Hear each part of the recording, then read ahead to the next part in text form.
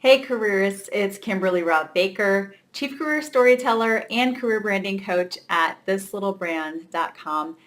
And I have some input today on a question I get so often that I didn't even think to address it because it's like a fish in water. I hear this question often multiple times a day. Kim, what I have these two things or three things or five things that I do. So should I create separate messaging for each of those things? So, I could be a CFO or I could be a president.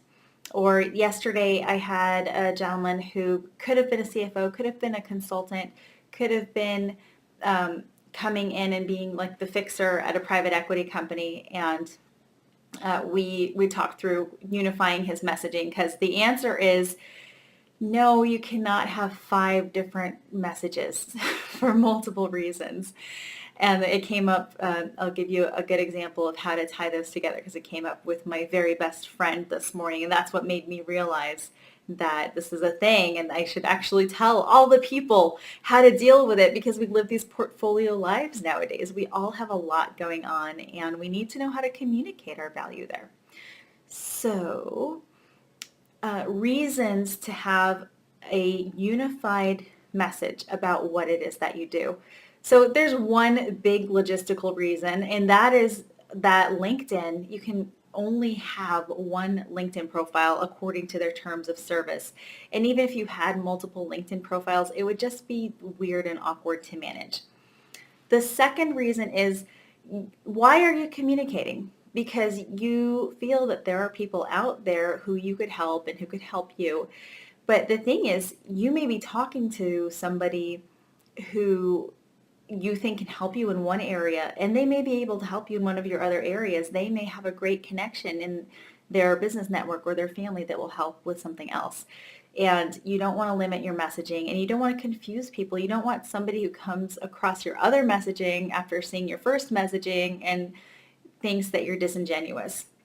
So the way to do that is by looking for a common thread that ties things together. And Simon Sinek talks about this when he talks about his golden circle and, people don't buy what you do, they buy why you do it. And I think that's true. What motivates you is a common theme. And he talks about that's why Apple can sell you so many different things. That's why Google can sell you maps and music and storage. Okay. And if one of those companies started, I don't know what, a commercial space mission tomorrow, we would might be willing to hear them out and maybe try it, right? But that wouldn't be the case for a company like Dell or HP necessarily because they focus more on what they do. We make these kinds of machines and we work with corporate and blah, blah, blah, blah, blah. So we're not willing to buy a mobile device from them probably, or music, or it would take a great deal of effort on their part. So you need to be more like Apple. And I would add, of course, it's important to get to the core of why you do what you do. That can help you along the way. As Sinek says, from a career storytelling standpoint, it's also much more tactical. Literally, what are the threads that you can use to tie it together? And it is not always only a matter of why you do what you do. So I'll give you my very best friend in the whole world since we went together to Ruth Page School of Dance when we were in our tweens, Cherise Sisu of Claim Your Feminine. I was talking to her this morning and she's like the secret weapon kick-ass copywriter. She writes this copy for entrepreneurs that gets people in the door and gets tons of response rates for their audiences.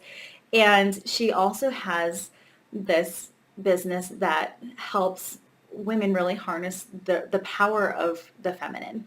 And she has her heart project right now is taking this powerful teaching to teenage girls. And it's really nascent. It's in its pre-stages. She's figuring out how to test such a program. And she's going out and doing her networking. And she actually found herself thinking, well, okay, do I talk to these people about copywriting or do I let them know about this project with the girls? But it's not quite a thing yet. And what the heck am I saying? We've all had those moments, right? And it's easy to see for somebody else, but for yourself, it's hard to see. And you're like, wait, who am I talking to about what? So we talked through it, and some of the copy, so here's an example of how simple it can be to tie things together, because the work that she's doing with the girls is going to be a nonprofit once it's out of its incubator stage. So we talked about the fact that, well, she writes copy for entrepreneurs and for Fortune 500 companies, but she also writes for nonprofits, but that wasn't a central part of her copywriting message. So we tweaked her copywriting message to include, I write for entrepreneurs, Fortune 500s, and nonprofits. And I also have in the pre-launch phase a nonprofit of my own, which is helping girls XYZ. I let her develop that part of the thing. But it's something as simple as that. So lay all your pieces out on the table and look for the things that connect them. Yes, the why, if you love helping people, and one of the ways you help people is by being this amazing hairdresser who takes somebody who walks through the door and figures out what they need to do with their hair. And another way that you help people is that you are this, intuitive CPA who knows is in on exactly what people need to do, what's holding them back from getting their finances in order. So that's an example where the why could tie things together. But you could also, in that very same example, think about, well, what is the psychographic of the people that you work with? Are they, do they tend to be single young men who are just getting out in the world? Do they tend to be soccer moms? Like, who are, like, so you can look at the psychographic, you can look at literally the details of what you do, just like I did with Cherise. You can, for example, there with the intake I mentioned that I did yesterday with the executive who could have been a CFO or come in as a consultant or been in PE turnaround situations, what we figured out is that, well, if we just lead with the CEO language and position you as somebody who's strong in turnarounds and who has that strong come in, analytical, figure out what's wrong capability, we don't need to spell out the consulting and the PE work necessarily. It's going to be obvious to the people who see your communications that you have those skills, and when you talk, you can adjust your conversation as such, but then all of your communications are going to be unified.